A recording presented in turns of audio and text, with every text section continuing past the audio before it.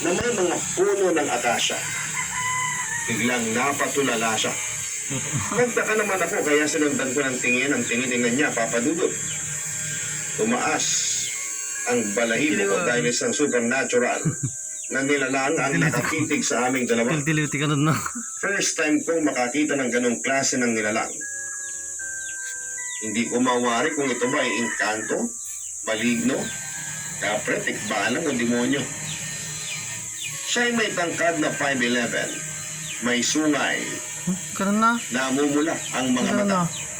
Nakatitig siyang nakabuka ang bunganga niya na para bang may uling na nagbabaga.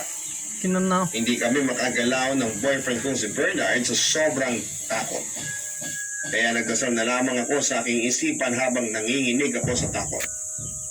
Alam ko yun din ang ginagawa ng boyfriend ko. Matapos ang ilang minuto ay naipikit ko ang aking mga mata at nagpasalamat sa Panginoon at tumingin ako sa kinakaroonan ng nilalang ay wala na siya. Pero nang tignan ko ang boyfriend ko, nakatulala pa rin siya. Niyakap ko na lamang ang boyfriend